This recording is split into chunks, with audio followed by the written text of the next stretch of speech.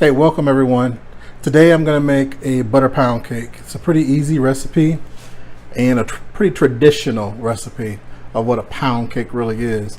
There's several different variations that people will use to make the pound cake. The variation that most will use is all butter, which this recipe calls for a cup and a half of fat, whether that be all butter or a mix of butter and shortening. For my pound cakes, I like a butter shortening mix simply because it gives you a lighter cake, different type of crumb, and it's not as heavy. All butter will give you a more dense pound cake. It'll definitely be a lot richer as well. So what I want to do is actually go over the actual shortening. There's several different shortenings types of shortenings you can use. One that's very popular is the baking stick from Crisco. The other one is an all vegetable shortening that you can buy in the grocery store. You have high ratio shortening, and then you have just regular shortening that's not all vegetable. The regular shortening that's not all vegetable sometimes it's kind of tough to find in Walmart because they have, well, actually Walmart is the only place that I know that carries it. And I actually had to go to a couple different ones before I actually found it, because most of the time they have the great value all vegetable shortening, and not the actual just regular shortening. So you want to make sure that you get the regular shortening. I use the high ratio shortening or the regular shortening, the Great Value brand, preferably the higher ratio. However, the higher ratio shortening for this little 3-pound tub is about I think between $12 and $15, which may be a bit much for most of us. So I'll substitute with the shortening from Walmart. Also, when I'm making my icings, I'll use the high ratio or else this regular shortening. Don't use the vegetable shortening, and I don't use the baking stick. So those are just some tips or my preferences. So let's go ahead and get started. Okay, so for this recipe, you're going to need a cup of whole milk, 3 cups of cake flour sifted. What I normally use is White Lily. That's my brand that I prefer to use. It's an all-purpose flour, but it's a lighter all-purpose flour that most people use, the cake flour. So that's what I like to use. Like I said, I'm doing a butter shortening mix. So I have a cup of butter and a half a cup of shortening, a half a teaspoon of baking powder, a half a teaspoon of salt, 5 whole eggs, large, and a tablespoon of vanilla flavoring.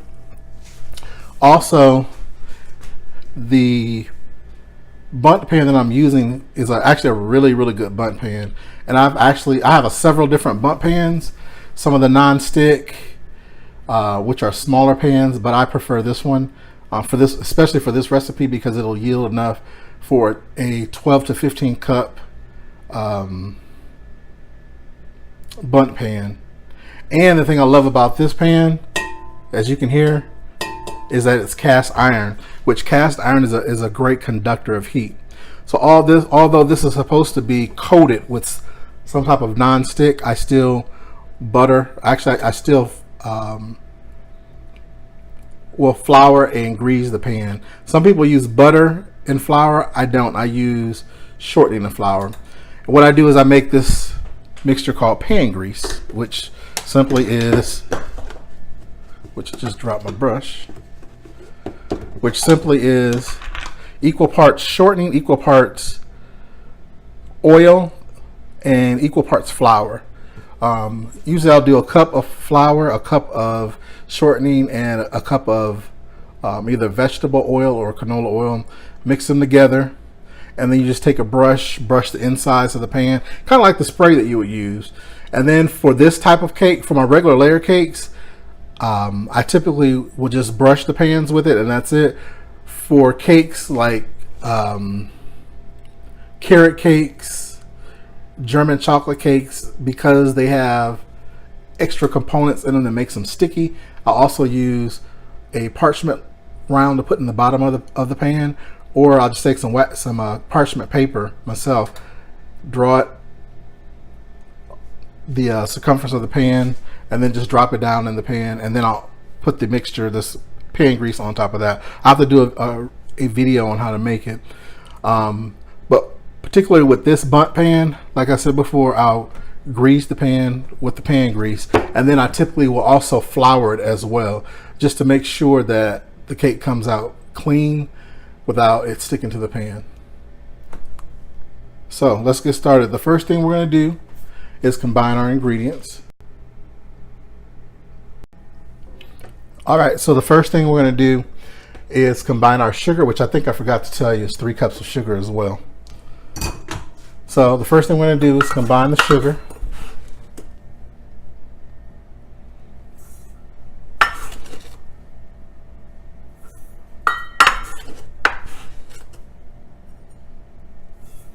And then we're going to add in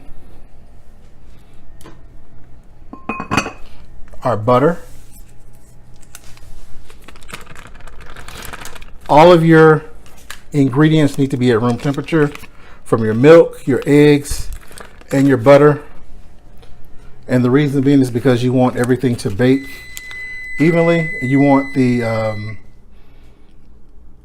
fats to actually mix with the eggs without any problem. So having everything at room temperature will do that. Also preheated my oven at 350 as well. So go ahead and add the shortening. And for this cake, I'm using the high ratio.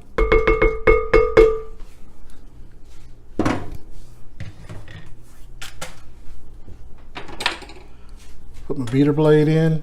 This is a cake that you can also use with a hand mixer. I just prefer the stand mixer.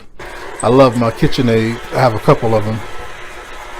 They're really good mixers and they last a long time. I think I've had this one for about, let's see, about 12, 13 years.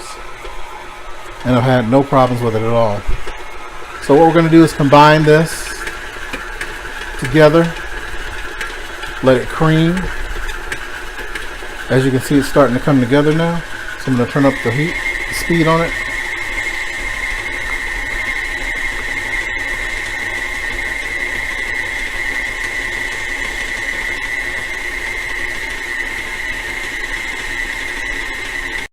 All right, so now you see the consistency that the mixture is.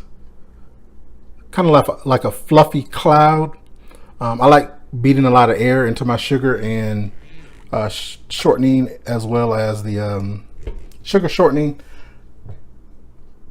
butter mixture to get a lot of air. So what we're going to do now is add each egg one at a time until it's well combined.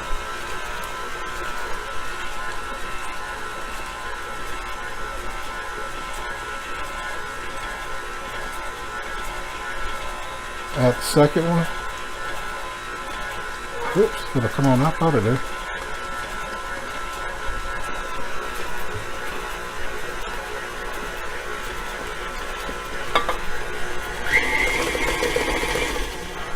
Add the third one.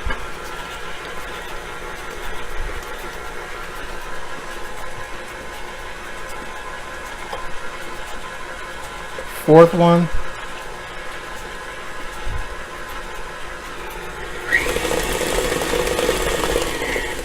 And we'll go ahead and add the last one in.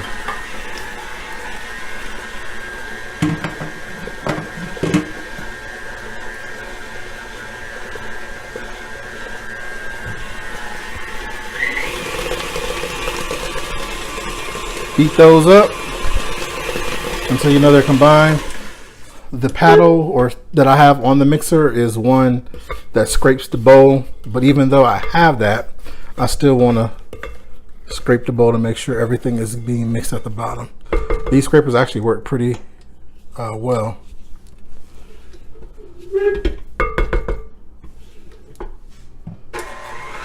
Go ahead and combine that again. All right, so now what we're going to do is we're going to add the the salt and the baking powder in with the flour that I've sifted, which I should have sifted that in with it, but I didn't, so it's all good. I'll go ahead and combine that a little bit. What I would recommend also doing is taking your flour and sifting it first. Once you sift it, then measure the flour out and then sift it again. And then when you sift it the second time, you can sift in your baking powder and your salt. The reason that you want to do that is so that you don't have too much flour in the cake, which will make the cake dry and doughy tasting. So you want to make sure you have exact measurements. I have a pretty good eye because I've been baking for a long time, so usually my measurements are pretty much on point, so I don't have to double sift like that. What I'm going to do now is go ahead and add your flour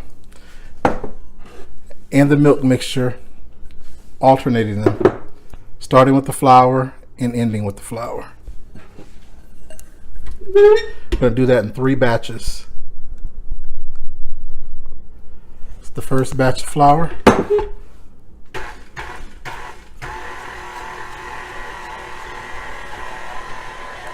Add the milk.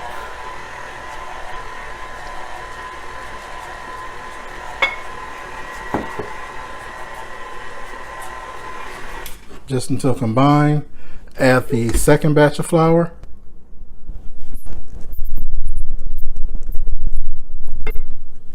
When you're doing this, you want to do it just to combine, to mix it, and the reason being is because you don't want to overmix your cake. If you overmix your batter, the cake can be very dry, and kind of tough like bread, and you don't want that.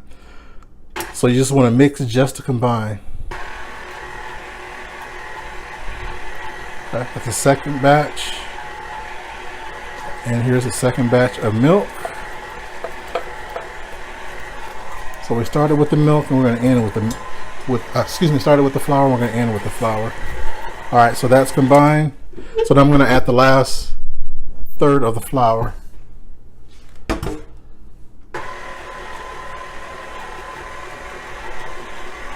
So once this is combined, then I'll go ahead and add my vanilla flavoring, which is a tablespoon.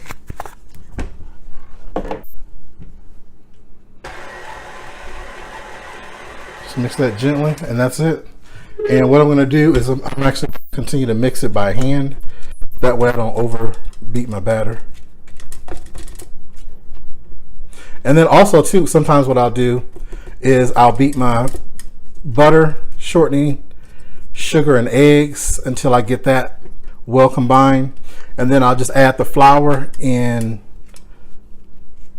milk mixture in and stir it in by hand instead of using the mixer. That's what I used to do when I first started, and I still do that sometimes, just to prevent from overbeating. But if you're a beginner, that's what I would recommend doing. That way you don't overbeat your batter. So I'm going to finish scraping down the bowl and making sure I get up underneath.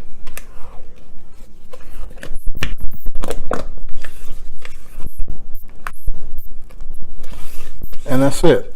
Now we're going to prepare the pan and we'll throw it in the oven.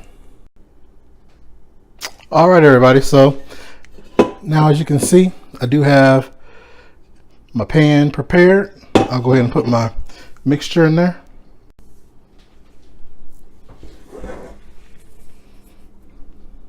Go ahead and evenly pour the batter into the pan.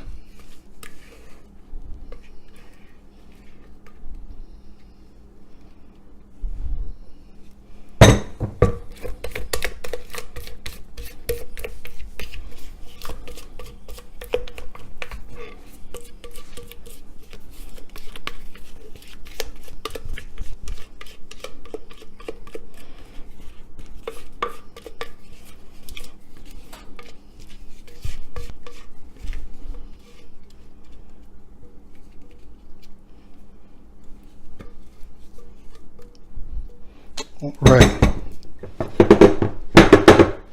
So now, just want to shake it a little bit, get it evenly around, and then tap it on the counter a couple times to make sure that there's no air bubbles. Put it in the preheated 350-degree oven. In my oven, I've timed this pound cake perfectly so that it's finished in about 65 minutes, give or take between 60. I usually will check it around 60 minutes. And if not done 65 minutes, it's perfectly done. We'll be back. This video is being brought to you by Gerald's Heavenly Desserts. Homemade heavenly desserts made from scratch with love.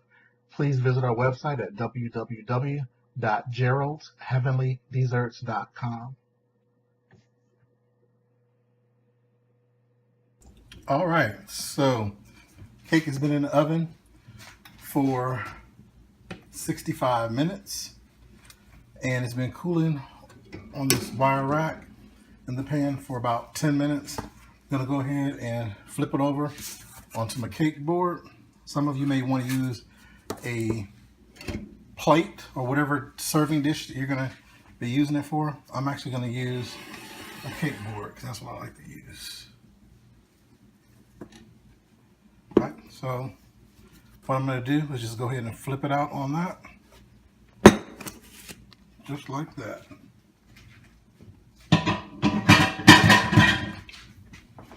Bam! Perfect golden brown. Get that close up.